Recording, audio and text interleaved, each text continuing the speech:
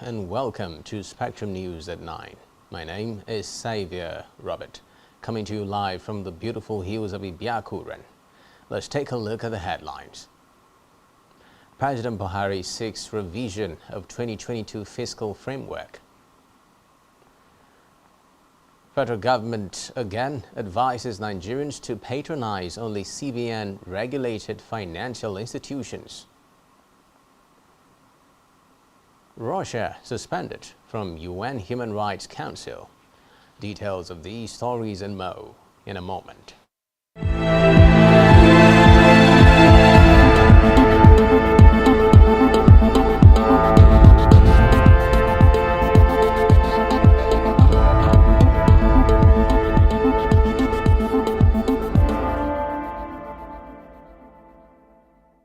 First, in our news tonight is a report that President Muhammadu Buhari has requested the revision of the 2022 fiscal framework. He made the request today in a letter to the House of Representatives. Speaker Femi Gbajabiamila, who read the letter, said the revised fiscal framework submitted by the President for legislative action indicated that the total budget deficit was projected to increase by 965.4 million naira to 7.3 trillion naira. He said the figure represents 3.9% of the gross domestic product, adding that the incremental deficit would be financed by borrowings from the domestic market. Meanwhile, President Muhammadu Buhari says he will await the final outcome of the constitutional review process before presenting the report of the review of the vertical revenue allocation formula to the National Assembly as bill for enactment. The president made the comment in Abuja while receiving the report by the Revenue Mobilization Allocation and Fiscal Commission, led by engineer Elias Mbam. He said his decision was informed by the knowledge that the review of the vertical revenue allocation formula was a function of the responsibilities of the different tiers of government. In the meantime, President Buhari has received the newly elected national chairman of the ruling All Progressives Congress APC, Senator Abdullahi Adamu, at the presidential villa Abuja. Adamu was accompanied to the meeting by the former chairman of the APC Caretaker Convention Committee and Yobe State Governor Mai Buni. The new party chairman was visiting the presidential villa for the first time since he assumed his new role as helmsman of the ruling party. Still on presidential engagements, President Buhari has approved the allocation of housing units in the National Housing Estate across the country to 22 members of the Super Eagles who won the 1994 African Cup of Nations. The president spoke during the official commissioning of housing projects under the National Housing Program Phase 1 at the Three Arms Zone in Minna, Niger State. President Buhari, who was represented by the Minister of State Foreign Affairs, Zubairu Dada, said the members of the Super Eagles would be free to select any house of their choice in the projects across the country. He said the action was an opportunity to remember the heroes to whom the country made a promise of providing housing for winning the 1994 African Cup of Nations, which had remained unfulfilled. Away from that, Vice President Yemi Osibanjo has announced that a 30-megawatt solar system will be installed in Maiduguri, the Borno state capital. The Vice President stated this at the University of Maiduguri during the official handover of the Muhammadu Idimi International Learning Center to the management of the institution. According to Osibanjo, this is imperative to achieve the economic sustainability plan hitherto approved by President Buhari. Osibanjo announced that the solar power project was the best option for Maiduguri. Recall that the Boko Haram sect had repeatedly vandalized the transmission towers since January 2021. In another development, the federal government has again advised citizens to patronize only financial institutions regulated by the Central Bank of Nigeria to avoid being duped by scammers. The CBN Director, Corporate Communications Department, Osita Nwanisobi, gave the advice during the bank's fair in Akure, Ondo State capital. Nwanisobi said every Nigerian had a role to play in stopping all Ponzi scheme institutions that were prevalent and duping unsuspecting victims in the country. He said people should be wary of institutions that would ask them to bring money with high interest rates, and noted that CBN's licensed institutions were regulated. Away from that, Federal Ministry of Power has unveiled 10 electric-powered motorcycles manufactured by Max Nigeria under its electric vehicle opportunities in rural and peri-urban communities in Nigeria. The pilot project was funded by the European Union and the German Federal Ministry for Economic Cooperation and Development within the framework of the Nigerian Energy Support Program. Reports say the motorcycles were deployed to Bamu Bamu mini-grid solar community in Ogun State to transport goods and agricultural produce under the pilot phase of the program. Director, Renewable and Rural Power Access Department, Federal Ministry of Power, Abubakar Ali Dabshima, said electric mobility was important to the socio-economic development of rural and peri-urban communities. On legislative matters, the Senate has passed a bill seeking to establish 18 federal universities of medical sciences and biomedical technology across the 6 geopolitical zones in Nigeria. The proposal was approved after the submission of a report by the Senate Committee on Health. According to the chairman of the committee, Senator Yahaya Olorebe, the establishment of the university in the 6 zones of the country will address the shortage of admission of students aspiring to study medicine and allied sciences in Nigeria. The lawmaker said the second bill approved sought to establish the Health Education Practitioners Registration Board of Nigeria. Still on legislative matters, the Senate has condemned the alleged maltreatment of Nigerians traveling to Ghana over COVID-19 tests and called on the Ministry of Foreign Affairs to liaise with the government of Ghana to strengthen bilateral relations between both countries.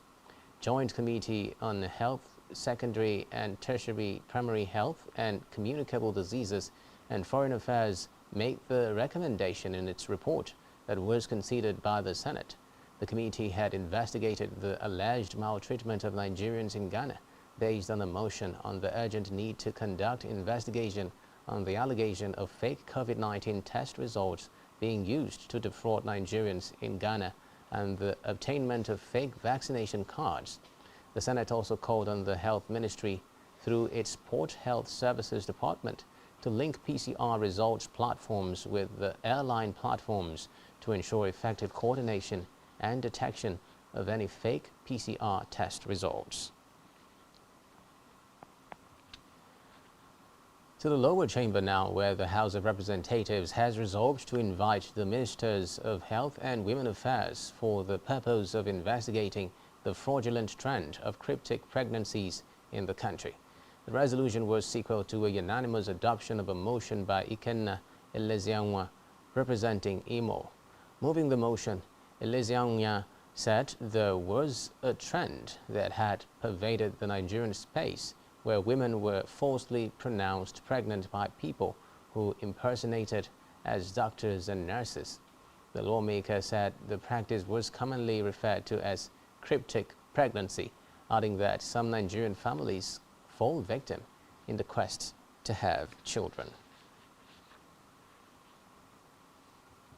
On judiciary matters, Federal High Court in Abuja has dismissed a suit seeking to declare vacant the seat of the Cross River State Governor Ben Ayade.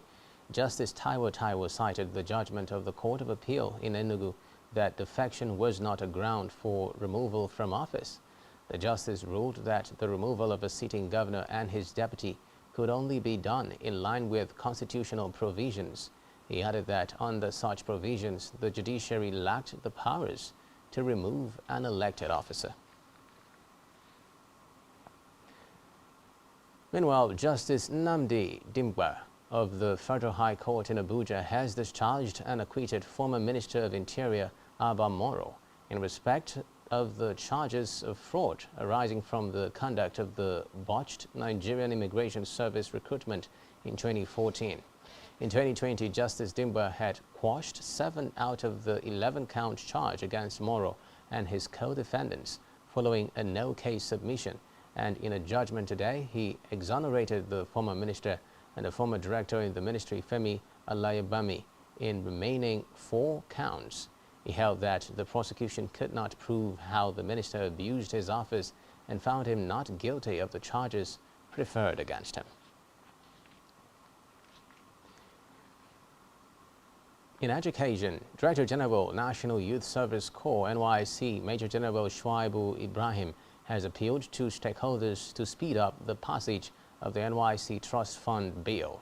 He made the appeal in Abuja during the closing parade of the 2022 Batch A Stream 2 orientation course.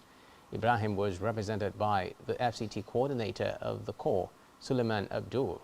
He said the trust fund, when established, would make the skill acquisition and entrepreneurship development program of the NYSC more impactful.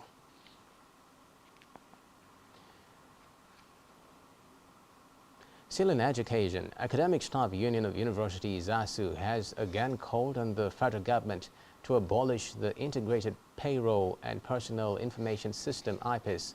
The union insisted that the system was not in alignment with the operations of the university system and should be discarded for the overall interest of tertiary education in the country. Speaking in Calabar, the Cross River State capital, the coordinator of ASU Calabar Zone, Anyakan Brown, said ASU was committed to resistance for the preservation of the quality of public university education in Nigeria. Brown called on Nigerians and the public to support ASU's stance on the IPIS and other issues on the 2009 agreements between the federal government and ASU to end its incessant strikes.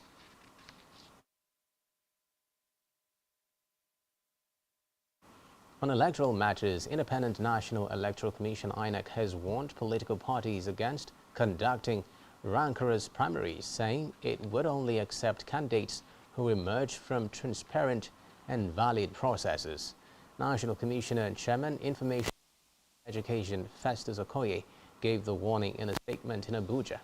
It followed the commencement of primaries by political parties in line with the timetable and schedule of activities for the 2023 general elections released by the Commission.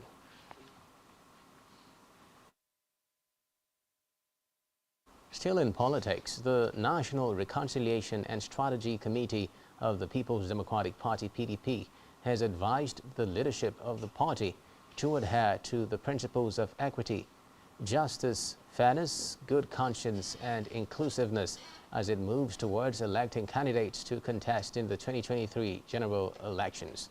Chairman of the committee, Bukola Saraki, made the call in his speech while submitting the report of the committee at the party's secretariat in Abuja. The committee charged PDP leadership to always be transparent in taking decisions for fair hearing of everyone involved.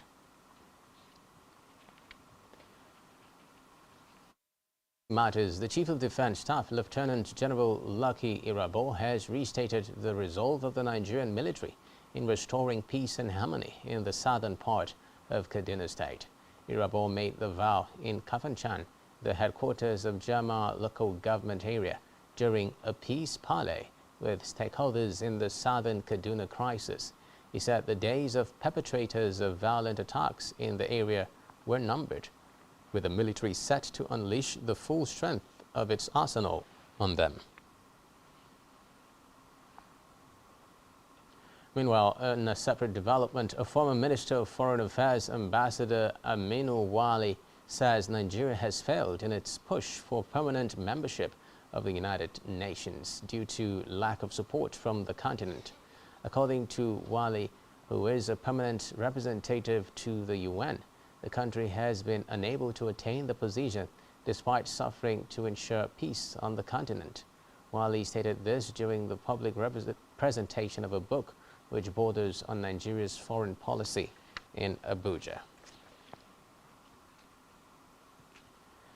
In Katsina State, the police command has busted a syndicate of fraudsters who specialize in defrauding unsuspecting members of the public. According to a statement by the police public relations officer, Katsina State Command, SP Gambo Isa, the operation was based on intelligence information received via the command. Isa said the command had succeeded in arresting 3 persons who would be charged after investigations are completed.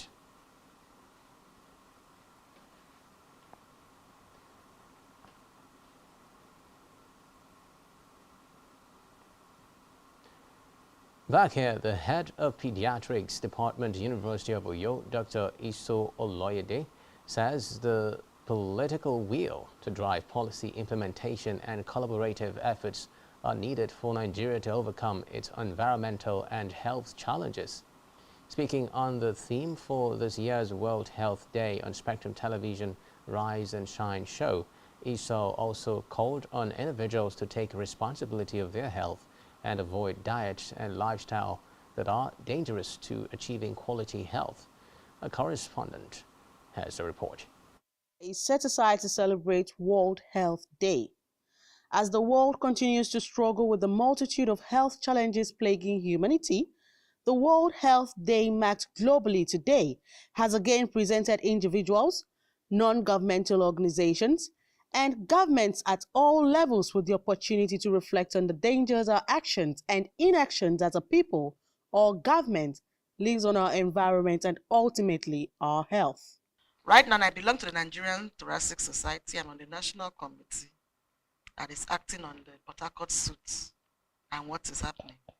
We have actually deliberated and we have released a communique that have given to the government to show them the effects and what to do. So we do this, but in the long run, we cannot take the laws into our hands. All we can really do is advocacy. So we are advocating. In fact, our last conference in November, this was one of the major issues: lung health and environment. Some individual governments are actually doing something, individual states, depending on who is on the helm of affairs. But we really need more national action and integration. This year's theme, Our Planet, Our Health, best fits the present global environmental and health challenges, as it will help all players in focusing global attention on urgent actions needed to keep humans and the planet healthy, as well as foster a movement to create societies focused on well-being. As a healthy society is dependent on a healthy environment, diet, and daily life choices. Still to come in the news. NNPC pays $3.68 billion debt to 5 oil businesses. Do stay with us.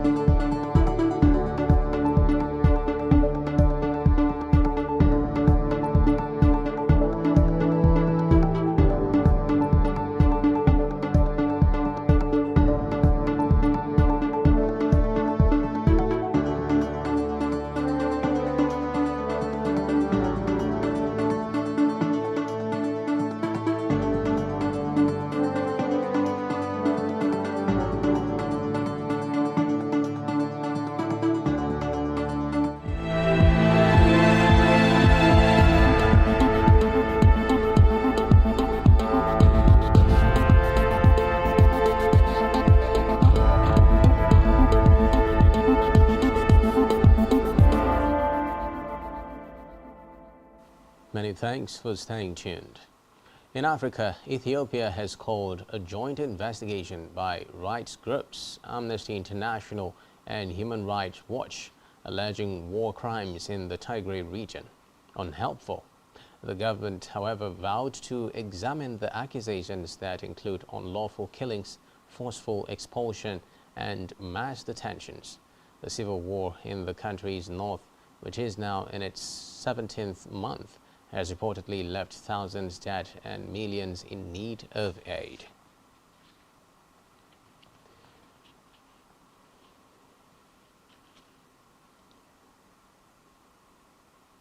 Still in Africa, Rwanda has been enlisted among African countries that are facing soaring food prices due to the conflict between Russia and Ukraine. In a statement, the economic analyst Teddy Kaberuka alleged that the root cause of the Ukrainian crisis led in the U.S. selfish gains to stir up trouble in regional security and stability. He, however, called for dialogue to deal with the issue and minimize its impact on global supply of commodities. Elsewhere, Somalia's feuding leaders were today locked in a new dispute after the Prime Minister ordered the expulsion of the African Union's envoy to the troubled country. Prime Minister Hussein Robo's office said it had declared Francisco Madeira persona non grata for allegedly engaging in acts that were incompatible with his status as representative of the African Union Commission and ordered him to leave Somalia within 48 hours. The statement was posted on Twitter. Away from that, lawyers for the family of former Burkina Faso leader Thomas Sankara has demanded that former President Blaise Compaoré be extradited. This comes after Compaoré received a life term in absentia over Sankara's 1987 assassination. A military court had sentenced Compaoré, who seized power in a 1987 coup coinciding with Sankara's death, and now lives in exile in Ivory Coast after a closely followed 6-month trial. On the foreign scene, the General Assembly of the United Nations has voted to suspend Russia from its Human Rights Council during a session in New York. It follows allegations of war crimes by Russian troops in Ukraine.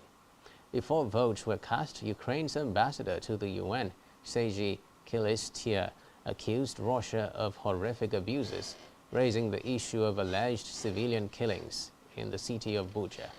Russia's representative Gennady Kuzmin condemned the vote, and other nations, including North Korea and Syria, rallied behind him.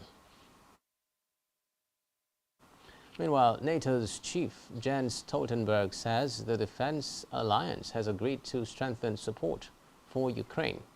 Stoltenberg's declaration followed a summit of ministers in Brussels. Ukraine has continued to plead for more weapons to hold back a Russian onslaught in its eastern region.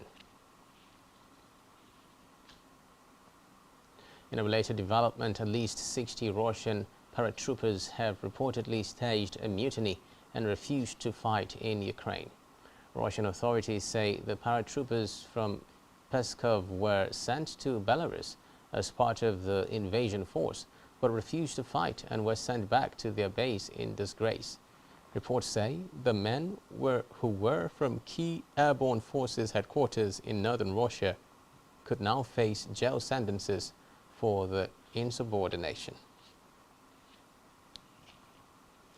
In the meantime, U.S. President Joe Biden says major war crimes have been discovered in Ukraine as Russian forces retreat from areas around Kyiv, citing scenes of brutal executions as rationale for new U.S. sanctions on Moscow. He said the sanctions were designed to tighten the vice on Russia's economy and force Putin to ease a brutal campaign that has increasingly targeted civilians. Meanwhile, the Democratic Speaker of the United Nations House of Representatives, Nancy Pelosi, has tested positive for COVID-19. The development was confirmed by Pelosi's spokesman, Drew Hamill. Hamil said the 82-year-old lawmaker from California is currently asymptomatic.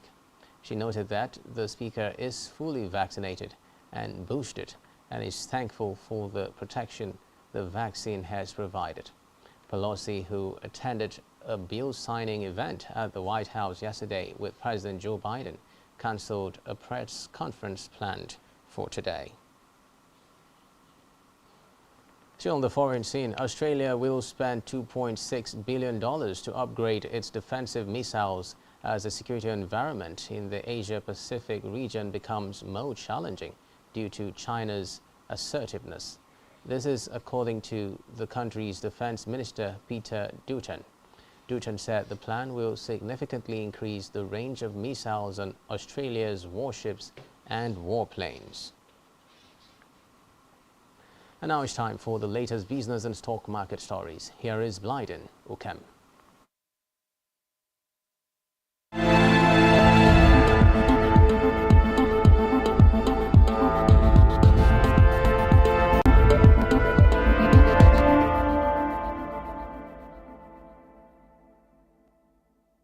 Thank you, Xavier Roberts. Good evening. It is another business news. My name is Blyden Ukem. In the news, we begin with Samsung's situation in the market. The world's largest memory chip and smartphone maker, Samsung Electronics Company Limited, makes a profit of $11.6 billion in the first quarter of 2022. According to reports on Thursday, the company had a 50% jump in quarterly operating earnings, its highest first quarter profit since 2018, as high demand supported prices for memory chips. Revenue also rose by 18% to a record $63 billion from the same period last year, above market expectations. Samsung is due to release details of its earnings on April 28. Meanwhile, analysts expect the price of dynamic random access memory (DRAM) to continue falling in the April-June quarters, as rising inflation could potentially hurt demand for PCs, laptops, and smartphones. Let's look at Western sanctions, as oil giant Shell loses $5 billion by leaving Russia. Oil giant Shell has confirmed it will lose $5 billion from offloading its Russian assets from the country. The firm said it will no longer buy Russian oil, but contracts signed before the invasion of Ukraine will be fulfilled. According to Shell, ending business ties with Russia include quitting joint ventures with Gazprom. Meanwhile, Shell was criticized for buying Russian crude oil at a cheap price shortly after the war began. In turn, the company apologized and pledged to stop buying oil from Russia. Let's look at the situation in Nigeria regarding cybersecurity. The management of betting platform BetNiger has reportedly revealed that its website has been hacked by the Russian Black Cats group. It was disclosed by BetNiger that a group famous for several attacks on companies around the world has demanded a ransom. The famous betting site has said that customers should not be discouraged by the situation, that they are working to restore normalcy. And in Nigeria, NNPC pays $3.68 billion in debt to 5 oil businesses. The Nigerian National Petroleum Company, NNPC, has paid over $3.68 billion in cash call debts to 5 oil companies. As reported, the payment is part of the total debt of $4.689 billion, which NNPC is owing its joint venture partners. According to new data from NNPC, among the 5 international oil companies being owed, Mobil Nigeria Producing Company and Chevron Nigeria Limited have been fully paid, while the other 3, which are Shell Petroleum Development Company, Total Exploration and Production Nigeria, and Nigeria Ajib Oil Company, are still being owed. Meanwhile, the outstanding balance to the 3 firms, as captured in the March 2022 report, is $1.01 billion. And it's time for the Nigerian stock market report. The current market capitalization of the Nigerian Stock Exchange dropped to 25.1 trillion naira. Well, at the end of today's trading session on the Nigerian Stock Exchange, the All-Share Index shed 222.65 basis points to close at 46,543.51 points. When compared with yesterday's trading day, today's data shows 7% decline in volume and 3% decline in turnover.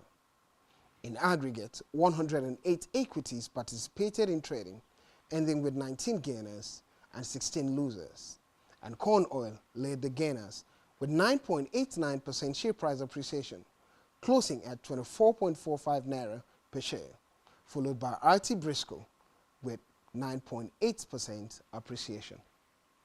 On the losing side, Veritas Capital Assurance came out last with an end-of-day price depreciation of 8.7% at 0.21 naira per share, followed by USC of Nigeria with 7.49% depreciation.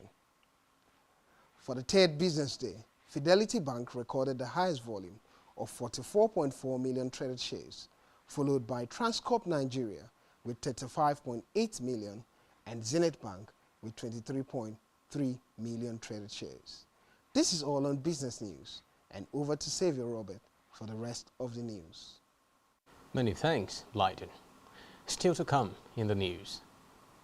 UEFA agrees new financial rules for clubs. Do stay with us.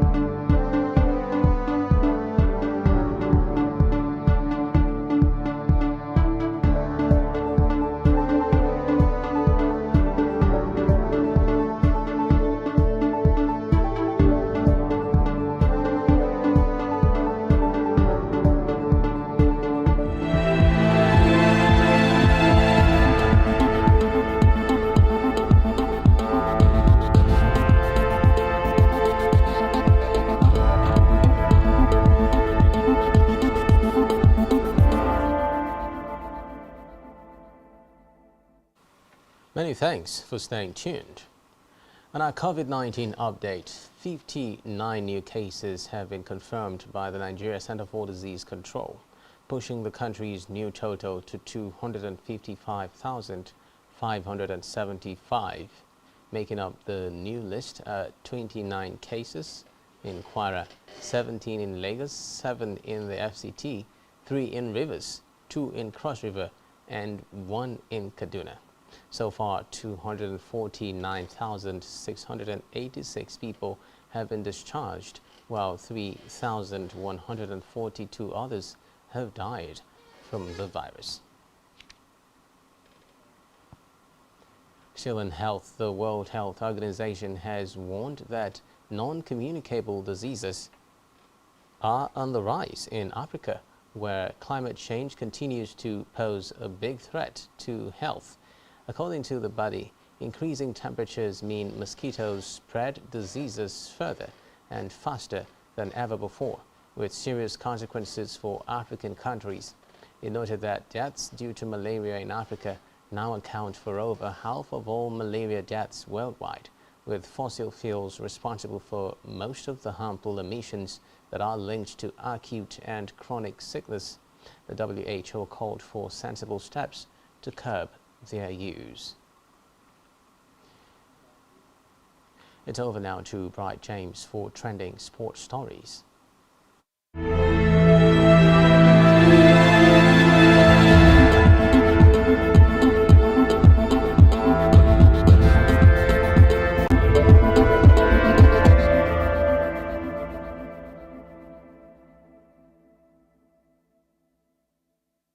Thank you, Xavier Roberts. Good evening and welcome to the Sports Desk. I am Bright James. So being from tennis, where Serena Williams has hinted she could make her long-awaited return to court at Wimbledon exactly a year since she last played on the tour at the same Grand Slam. Williams, who's now 40, suffered an ankle injury during her first-round match at the championships last year. She was forced to retire from the match against Alexander Sansnovich and left the court in tears. She also missed the Olympics in Tokyo, the US Open in 2021 due to a hamstring injury, as well as the Australian Open earlier this year. Wimbledon takes place from June 27th to July 10th this year, and Williams has won the famous grass court major 7 times. Her last trial came in 2016, and she made her debut at the Wimbledon back in 1998. Now to football, where Spanish Segunda Division club SD Huesca reacted to allegations made by their former midfielder Kelechi Nwakali. Nwakali was initially suspended by Huesca after returning late from the African Cup of Nations in February. The Azul Garanas announced the sacking of the player this week, with a few months to the end of the season. The club denied all the allegations made by Nwakali and insisted that it lacked veracity. The statements add that the club reserves the exercise of any actions it deems appropriate in defense of its legitimate rights and interest. From Nigeria, Barcelona attacker Aissatou Oshoala has been stripped of her captaincy of the Nigerian senior women's national team Super Falcons. The decision was reportedly necessitated by the former Arsenal ladies' forward's performance at the Aisha Buhari Cup, with the captaincy believed to be affecting her form on the pitch. A senior official of the NFF, according to Sports News Africa, revealed that the decision on Oshoala wasn't taken in bad faith, but in order to help the attacker rediscover her form with the Super Falcons of Nigeria. Oshoala was named Super Falcons captain in September 2019 by Chris Danjuma after captain of the team at the time, Desire Parodier, was stripped of her armband following a contention with the NFF. Super Falcons veteran Nomebi is reported to be the new captain, and she'll be assisted by Francesca Odega. Finally, UEFA's executive committee has approved new sustainability regulations to replace the previous financial fair play system. President Alexander Shafrin said earlier today, a new squad costs rule will limit spending on wages, transfers, and agent fees to 70% of a club's revenue, with that figure reached after a 3-year gradual change. The new regulations will come into force in June 2022, with a gradual implementation over 3 years, so clubs have time to adapt. And that's it from the Sports Desk this evening. I am Bright James. Over now to Peter Bryan for entertainment news.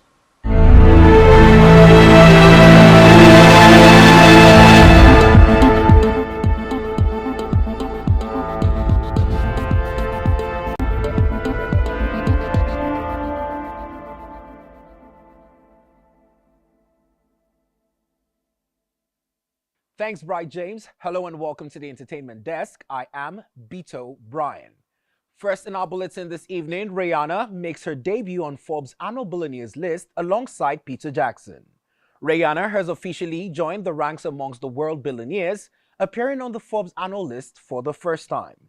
The Barbadian star's estimated $1.7 billion net worth puts her at number 1,729 on the list, which rounds up the richest people across the globe. Her wealth is largely down to her fashion and beauty ventures. Rihanna's widely successful Fenty Beauty line, which she co-owns with luxury French retailer LVMH, generated more than $550 million in revenue in 2020, according to Forbes. Her Savage X Fenty lingerie line, in which Rihanna owns a 30% stake, was valued at $1 billion in February 2021. Rihanna's inclusion in the list officially makes her Barbados' first billionaire. The star, who is also expecting her first child with rapper boyfriend A$AP Rocky, was officially declared the richest woman in music last year. In an interview with the New York Times, she said she was not yet used to her new financial status, noting that it was tricky and a bit hard to accept because of her background coming from Barbados. She also went on to say, at the same time, it feels good to be able to inspire young men and women, boys and men, who also come from humble beginnings like she does, whose parents are immigrants or who might be immigrants themselves. Rihanna was not only the addition to the list from the world of entertainment. The Lord of the Rings director Peter Jackson made his debut as well, as he was officially declared a billionaire in November when he sold part of his Weta FX digital film effects shop to Unity Software for $1.6 billion in cash and stock. Elsewhere on the list, Kim Kardashian, Kanye West, and Jay-Z all returned, holding their places as the wealthiest names in the show business. Kardashian was officially declared a billionaire last year as well, thanks to her Skims shapewear line and beauty ventures. She is ranked at number 1,645, and with an estimated net worth of $1.8 billion. Her estranged husband Kanye West, who officially goes by Ye, is ranked at position 1,513 with an estimated net worth of $2 billion gained from his Yeezy fashion line and music ventures. Rapper Jay-Z is ranked at number 2,076 with an estimated net worth of $1.4 billion. SpaceX founder, who just bought a major stake in Twitter, has an estimated net worth of $219 billion, while Crow's rival, Amazon founder Jeff Bezos, formerly the world's richest man, slid into second place, now worth $171 billion. However, 2021 was a down year for billionaires all over, with 87 fewer than the previous years. In total, 236 new billionaires joined the list, following a record year in 2021, when 493 new billionaires were announced. Forbes says their collective wealth is now worth $400 billion less than it was a year ago. Moving away from that to our next story, where Kanye West has reportedly left $8 million on the table by canceling Coachella headlining. Kanye is already a very wealthy man, but his bailing on Coachella has left an enormous amount of money on the table. Sources with direct knowledge of the deal say Ye's deal was worth about $8 million for his 2-weekend-long Sunday headlining gig. We're also told, in addition to that, Coachella was dishing out $500,000 in production costs. However, with Kanye and his team only alerting Coachella Festival that he was backing out at the last minute, it appears he hadn't been serious about taking Coachella's stage for quite some time, even if ever. While sources also do report that Ye hadn't really seriously rehearsed for a performance that some artists take months to prepare for, we're also told that he and the team weren't really concerned about taking part in Coachella, as well as the producers. The producers were also caught off guard with no plan B to replace Kanye. TMZ broke the story, noting that Kanye's spot will be filled by The Weeknd and Swedish House Mafia. Our sources also say The Weeknd will earn the same amount of money as was eagerly scheduled for Kanye. Page 6 also reports that the money which was set aside for Kanye would be now paid to The Weeknd. The festival is set to kick off a week from Friday, with more than 100,000 people expected in Indio, California, for what has already been a dramatic build-up to one of the biggest music festivals in the world. And moving on to our next story back here, Wizkid has released another batch of tickets for the Maiden Lagos concert after selling out the first batch in 5 minutes. Ayo Balogun, known as Starboy Wizkid, has released this batch of tickets, having sold out the first for his Maiden Lagos concert in Anchor Arena in Paris, months before the official dates.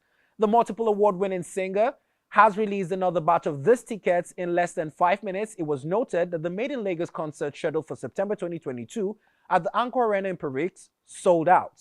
This was barely up to a week when he had announced the concert date on Friday, April the 1st, 2022 on social media. Fans of the superstar were superly elated about this beginning, noting that they would like to see Wizkid sell out the same venue which has a capacity to the O2 Arena, which was also sold out formerly by Burna Boy. And that's our package from the entertainment desk this evening. I am Beto Bryan, thanking you for watching. Over to Xavier Roberts. Many thanks, Beto. Well, that's all we have for you at this time. Do ensure to follow us on social media and subscribe to our YouTube channel, all of which you can find on our website, SpectrumTv.ng. You have been watching Spectrum News at 9. My name is Xavier Robert. Good night.